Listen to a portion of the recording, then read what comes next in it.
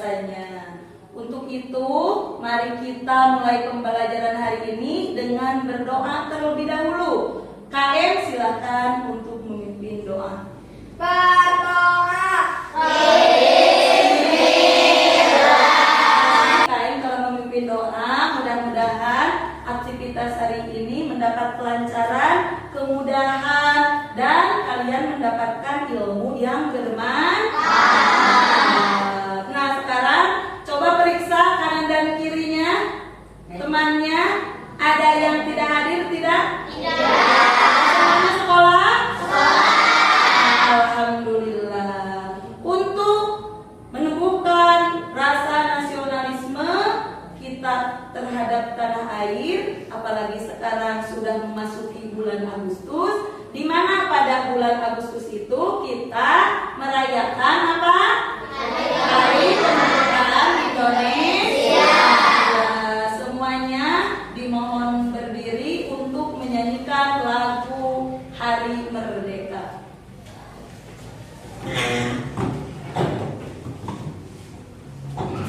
Kita tetap setia, tetap sedia membela negara kita. 17 Agustus tahun 45. Semangat untuk pelajaran ini? Semangat. Coba kita cek semangatnya. Mana semangatmu? Ini semangatku. Mana semangatmu? Ini semangatku. Kampung sukses.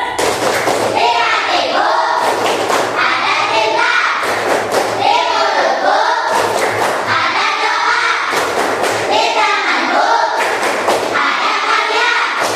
Kelas 5 sukses, sukses, sukses, yes. Nah, mudah-mudahan kalian semuanya menjadi orang yang sukses. Pada pembelajaran sebelumnya, Ibu telah menerangkan tentang coding dan kecerdasan artifisial. Masih ingat tidak? Masih ingat? Coba.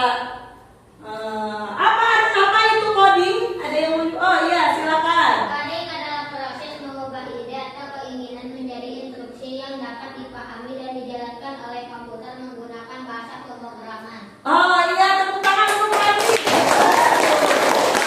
Coding itu adalah proses mengubah ide atau keinginan menjadi instruksi yang dapat dipahami dan dijalankan oleh komputer dalam bahasa pemrograman. Kemudian, apa itu kecerdasan artifisial? Siapa yang menjawab? Oh, ini Rahmi, silakan. Kemampuan sebuah mesin atau program komputer untuk meniru cara berpikir dan bertindak sesuai dengan Seperti manusia, ya tepuk tangan untuk kami. Jadi kecerdasan artifisial itu kemampuan sebuah mesin atau program komputer untuk meniru cara berpikir dan bertindak seperti manusia. Di manakah itu bisa mengenali suara, bisa menyelesaikan masalah, bisa membuat keputusan sesuai data yang dipelajari sebelumnya. Nah, pada pembelajaran hari ini kita akan membahas tentang berpikir komputasional sebagai dasar coding dan kecerdasan artifisial. Di mana? Nah, ini tujuan pembelajaran hari ini, kalian diharapkan mampu memahami konsep dasar berpikir komputasional. Yang kedua, mampu menguraikan dan memberi contoh penerapan berpikir komputasional dalam menyelesaikan berbagai permasalahan dalam kehidupan sehari-hari. Manfaatnya apa? Manfaat belajar berpikir komputasional. Yang ke satu, coba Fari baca apa? membantu menyelesaikan masalah lebih mudah. Membantu menyelesaikan masalah lebih mudah. Yang kedua, Adi coba baca. Membantu membuat keputusan lebih baik. Ya, yang ketiga, coba Jahrana. Mengajarkan cara berpikir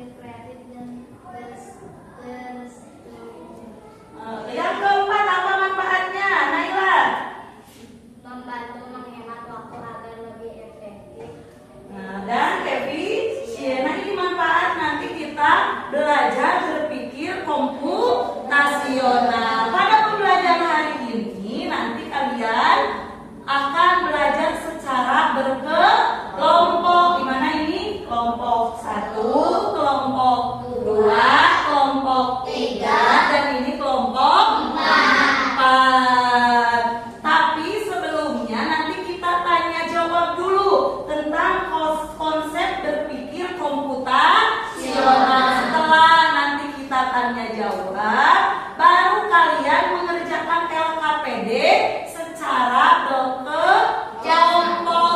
Di dalam kelompoknya berdiskusi, berkolaborasi dengan teman-temannya, dan nanti kalian akan mempresentasikan hasil diskusinya ke depan kelas. Mengerti? Siap? Siap. Nah, coba perhatikan ini ya. Ada gambar apa ya di sana? Oh, gambar apa ini? Gambar sebuah apa? Sebuah kelas. Di mana kelas ini? Berantakan. Apa yang berantakannya? Kursi. Apalagi harus ada apa? Harus ada pikir. Nah, ini masalahnya kelasnya kotor. Kalian tadi menyebutkan solusi agar kelasnya bersih itu termasuk ke dalam berpikir komputasional. Lalu apa itu berpikir komputasional? Ada yang tahu tidak ya? Ada yang pernah mendengar belum? Belum. Nah, apa itu berpikir komputasional? Komputasional dekat dengan kata apa? Komputasional. Komputer. Ya betul. Komputer itu jika kita mencari jawaban, ada nggak jawabannya? Ada. Kita kasih komputer, jawabannya lengkap atau tidak? Lengkap. Jadi apa itu berpikir komputasional ini? Coba dibaca semuanya.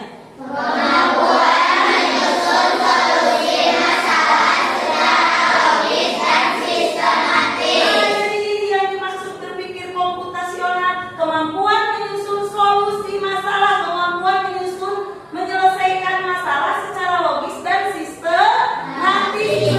Sistematis itu tersusun, berurutan, tidak acak-acakan, terstruktur. Nah, di sini kenapa kita harus belajar berpikir komputasional?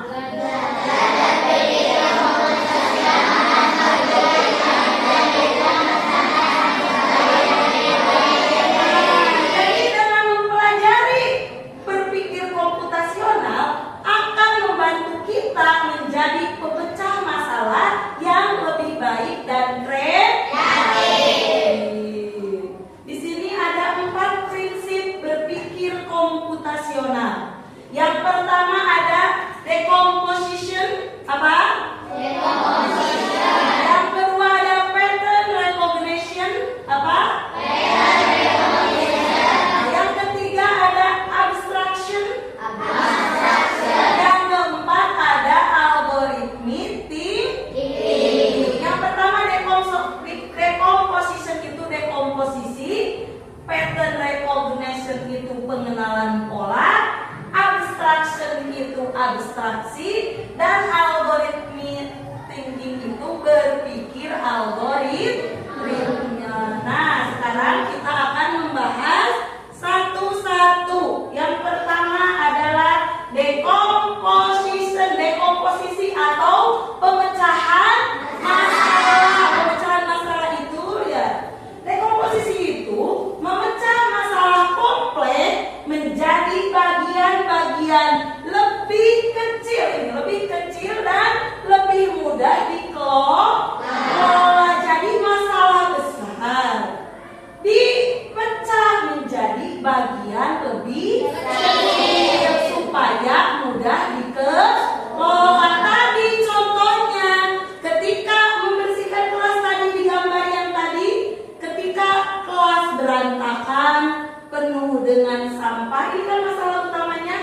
Bagaimana cara menjaga kelas tetap bersih dan rapi setiap hari? Pemecahan masalahnya, dekomposisinya dibagi-bagi di sini. Menyapu lantai, kemudian mengelap meja dan papan tulis, kemudian mengatur kursi dan meja tadi dengan rapi, membuang sampahnya ke tempat sampah, dan mengecek jadwal piket dan membagi tugas. Ini yang dimaksud dengan dekomposisi. Jadi memecah masalah yang besar menjadi bagian-bagian kecil sehingga masalah itu mudah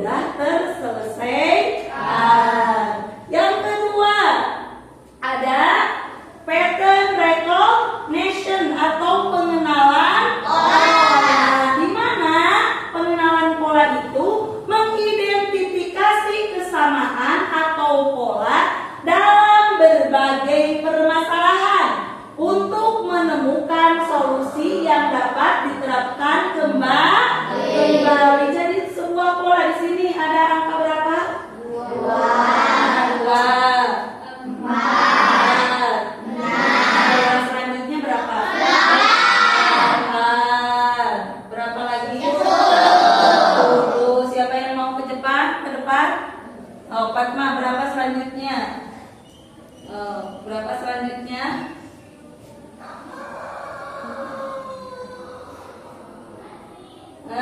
Betul tidak? Terima kasih Papa. Nah, untuk kalian lebih memahami polanya, kita berhitung dari 1 nanti sampai terakhir. Yang bilangan genap berdiri, nanti itu berarti yang angka 2 berdiri. Yang bilangan ganjil duduk. Coba mulai dari sini.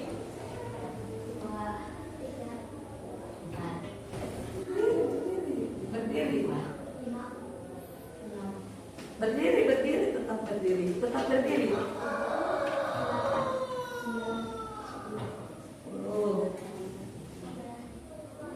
Berdiri.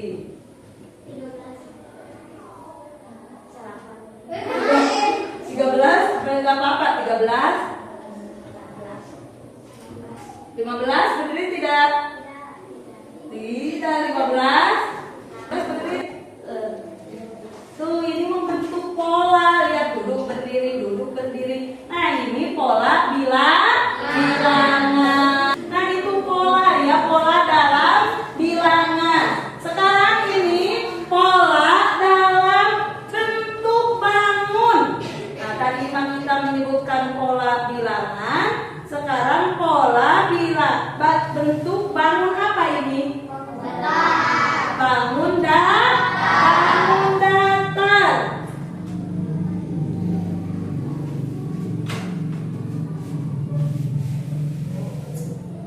Nah, di sini ada bangun datar apa?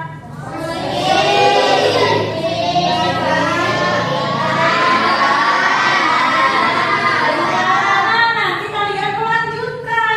Apa pola selanjutnya? Di sini Ibu ada. Siapa yang mau ke depan melanjutkan polanya? Oh, boleh 2 orang. Nah, di sini ada pilihannya. Coba lanjutkan. Ayo, siapa yang mau ke depan?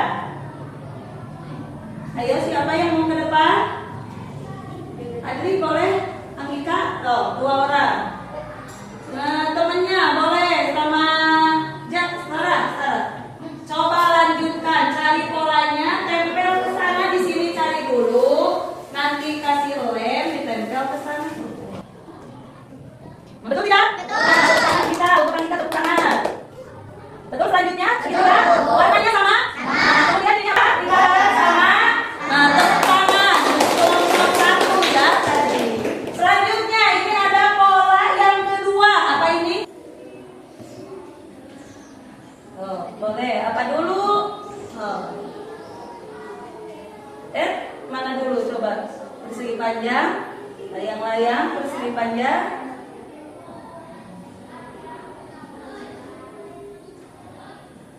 Nah, betul. Terima kasih Rami dan Naila. Tepuk tangan. Nah, ini pola dalam bentuk bangun datar. Kemudian dalam kehidupan sehari-hari juga kita ada polanya seperti ini. Jadwal pelajaran Senin, Selasa, Rabu, Kamis, dan Jumat dan Sabtu. Ini kan berulang.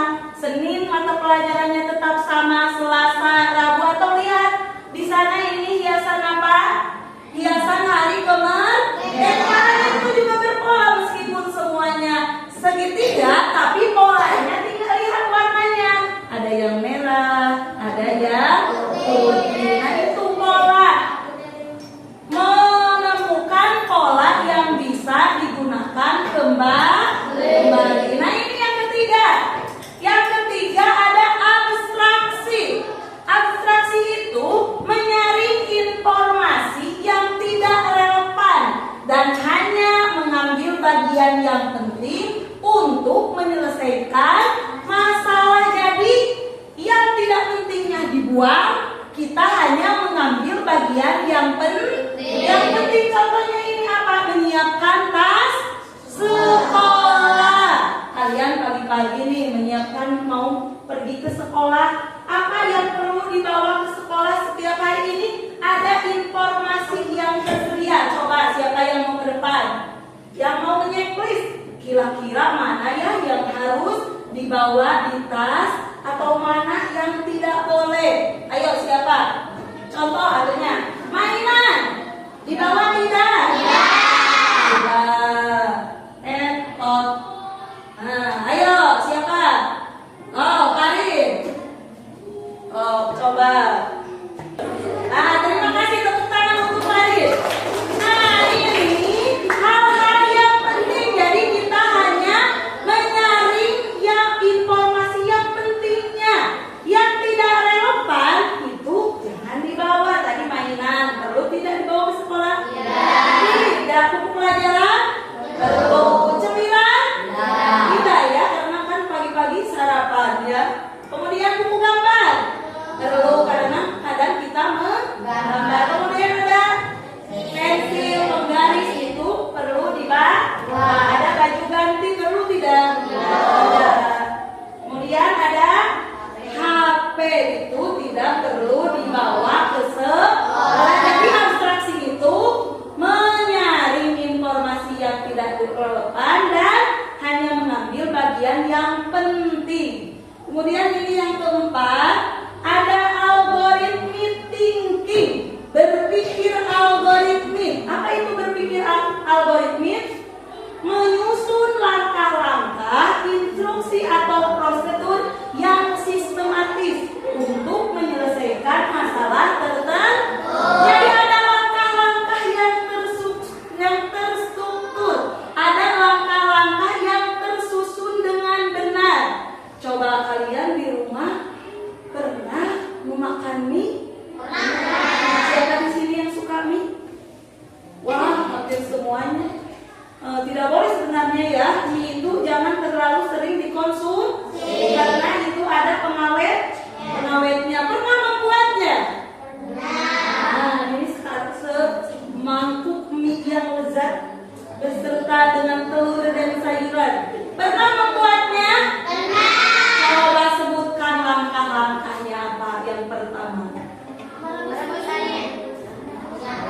Siapkan air, kemudian siapkan wajan dia, masukkan air ke dalam wajan, kemudian nyalakan api, kemudian masukkan mie, tidak harus apa dulu? Rebus air sampai mendidihnya. Terus apa lagi? Masukkan mie. Terus apa lagi? Tunggu sampai matang. Terus apa lagi? Tuang bumbu ke dalam mangkuk. Kemudian setelah mie matang, angkat mie dan tuangkan ke dalam mangkuk. Kemudian aduk sampai rata biar bumbunya merata. Kemudian tambah topping telur ya. Jadi itu langkah-langkahnya.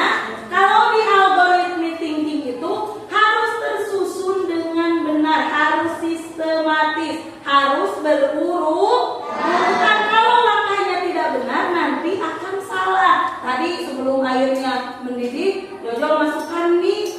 Nanti akan gimana kalau belum mendidih? Mie-nya akan membau, akan besar, tidak akan matang dengan sempurna. Nah, ini langkah-langkahnya harus tersusun dengan sistematis.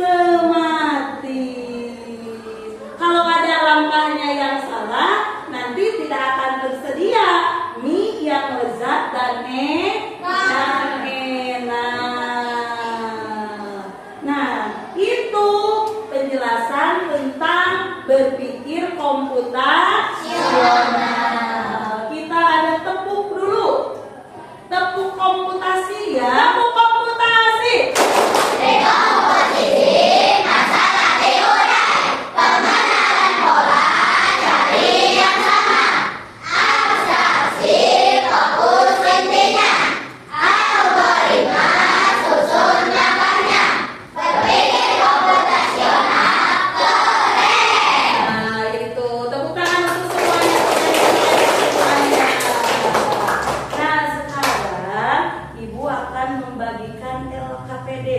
yang harus kalian kerjakan bersama. Nanti hasilnya presentasikan ke depan. Ini kelompok 1. Silakan berdiskusi, berkolaborasi bersama. Kalau yang tidak mengerti boleh ditanyakan ya. Boleh ditanyakan. Silakan ditulis nama dan anggota kelompoknya. Nanti kita presentasikan ke depan kelas ya. Makanan yang sehat. Jadi ini pilihannya ada di sini. Ini disusun langkah-langkahnya secara terperinci, kurang relevan dan menulis hanya informasi yang penting. Diidentifikasi. Ada tugas besarnya dari masalah ini. Diidentifikasi nanti ada 4. Semuanya sudah selesai? Sudah.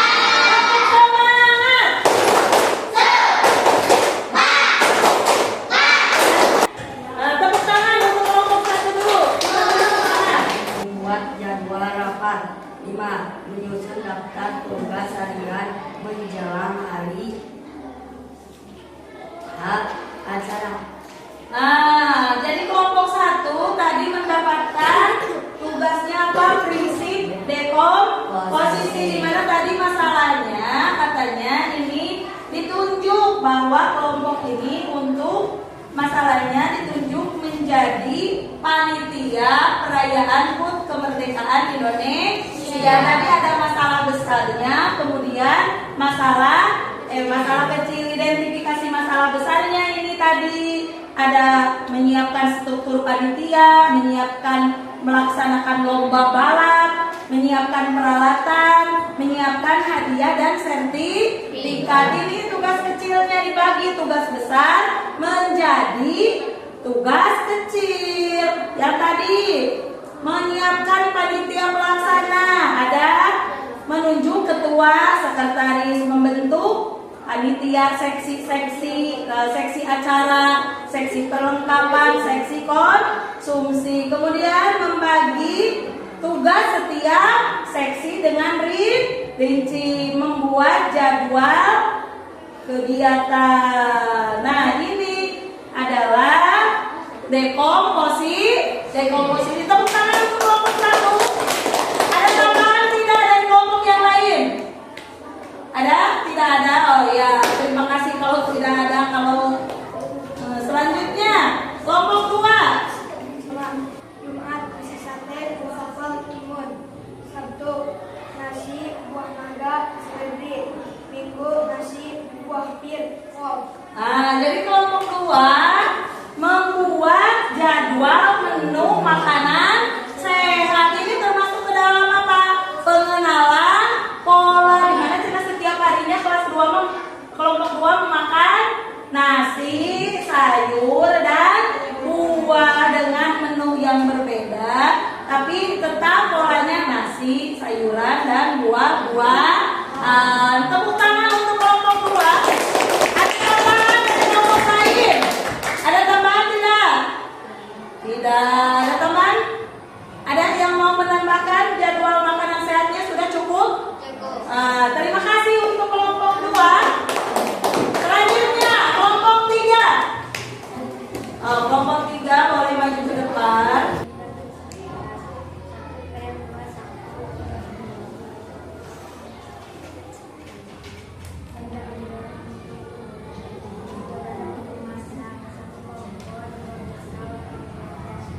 Nah, kelompok 3 mempresentasikan tentang apa? Ya, termasuk ke dalam pola berpikir komputasional apa? Abstraksi. Jadi di sini kelompok 3 memilih benda mana yang untuk makan, belajar, mengaji, bersih kelas dan masak. Ada yang mau ditambahkan tidak? Tepuk tangan dong untuk kelompok 3. Terima kasih ya. Selanjutnya kelompok terakhir. Silakan maju ke depan. Tuangkan nasi ke dalam piring. 11 masukkan topping. 12 nasi goreng siap dimakan. Nah, itu langkah nasi goreng. Berarti masuk ke pola pikir algoritmik, thinking berpikir algoritma. Terima kasih untuk kelompok berapa ini? Kelompok 4. Silakan. Waalaikumsalam warahmatullahi wabarakatuh. Nah, tadi semua kelompok telah mempresentasikan setiap satu prinsip berpikir komputasional. Selanjutnya ada evaluasi, ini dikerjakan sendiri. Ini mah dikerjakan masing-masing. Silakan. Kalau yang sudah boleh dikumpulkan. Kita simpulkan pembelajaran hari ini. Ada yang mau menyimpulkan? Tadi kita telah belajar tentang apa? Tentang berpikir komputasional. Apa itu berpikir komputasional? Kemampuan menyelesaikan masalah dengan logis dan sistematik. Ada berapa? Apa saja? Iya, betul. Naila, pinter. Apa lagi? Dekomposisi, pengenalan pola, algoritma, satu lagi abstraksi. Nah, itu 4 prinsip berpikir komputasional. Mudah-mudahan kita dapat menerapkannya dalam kehidupan sehari-hari, karena kan kita tidak lepas dari apa sehari-hari? Dari kita itu pasti pernah merasakan masalah, pernah mendapatkan masalah. Bagaimana cara memecahkannya? Tadi bisa menggunakan 4 prinsip berpikir komputasional dengan dekomposisi, memecah masalah yang besar menjadi kecil. Yang kedua, kemudian pengenalan pola, menggunakan pola yang bisa digunakan kembali. Yang ketiga, abstraksi, menyaring yang tidak relevan dan mengambil yang penting. Yang keempat, yaitu algoritmik, menyusun langkah-langkah dengan sistematis. Bagaimana pembelajaran hari ini? Menyenangkan tidak? Menyenangkan. Nah, kita akhiri sampai di sini. Silakan untuk berdoa kembali.